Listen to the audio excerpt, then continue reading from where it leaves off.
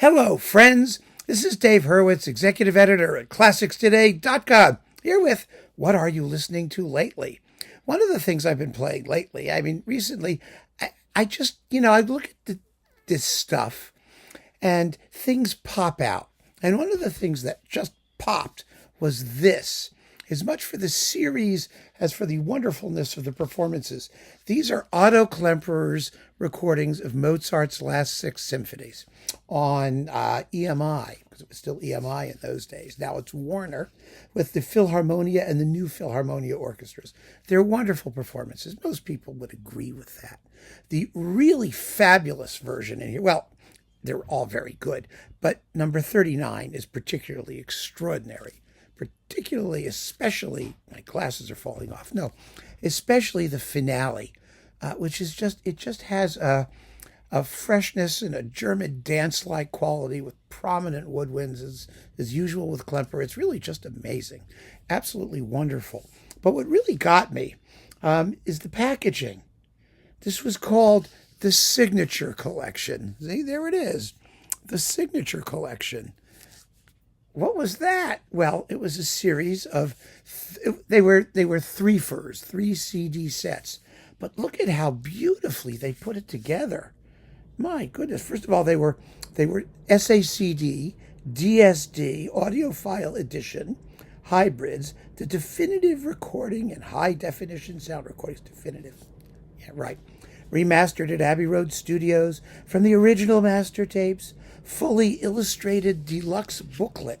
Yeah, it's a hard cover.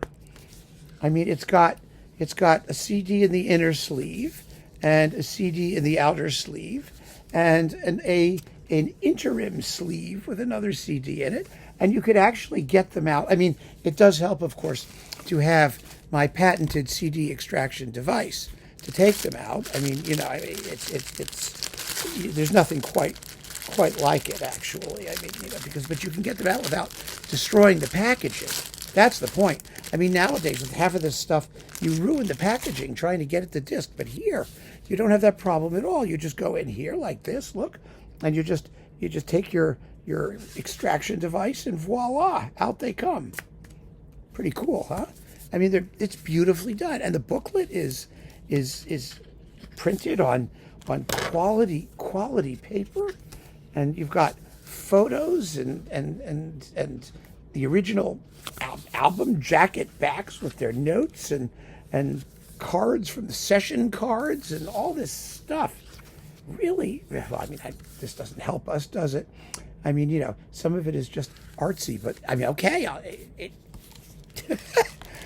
How long did this edition last? Let me put away the CD extraction device. Wait a minute. I keep my kit handy at all times now. I recommend you do the same. So I was just amazed going through this again to see the quality and the care and the attention that went into it. What was the release date for this thing? I wonder if they have a date here. This product is provided as is without any express or implied warranties. Okay, that's nice. It's designed to play on both CD and SACD players as well as SAD-compatible DVD players, but they don't guarantee it. Okay, fine. And 2012, that's when this thing was issued. So that was 12 years ago, almost 13 years ago. Isn't that amazing? 13 years, 12 years? Wow, baby. Can you believe it? Such a long time. Well, not even such a long time. Back in the days when EMI was still EMI, I'm just having this upwelling of nostalgia, because we've been talking lately about what's happened to the industry and how they're all just no longer caring, and they're releasing junk and it doesn't sound all that good. And here we have these beautifully packaged classic recordings. Isn't this what the industry should be doing still? Don't you think? We have examples of it, but they're very few and far between, aren't they? And coming from major labels, vanishingly few and far between. But no, you've got these well remastered and glorious performances by one of the great conductors of the 20th century, and I just had a wonderful, wonderful day going through these and enjoying the performances all over again, and remembering just how much I love them and what a thrill it was to discover them for the first time. I know I'm an altacocker. I'm showing my age, and I'm getting sentimental, and I shouldn't be. I should be cold and analytical and all of that stuff. But fact of the matter is, this is a wonderful example of a vanishingly rare trend, and one that didn't even last long back in 2012.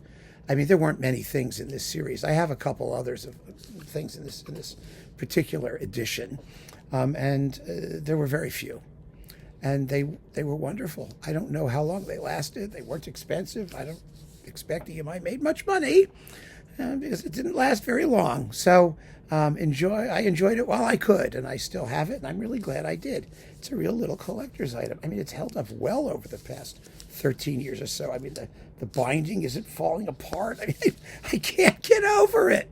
Absolutely can't get over it. Yeah, so I just thought I'd mention it. It's what I've been listening to lately. What have you been listening to lately? I always like to know. So keep on listening, friends. Thanks for joining me. Take care.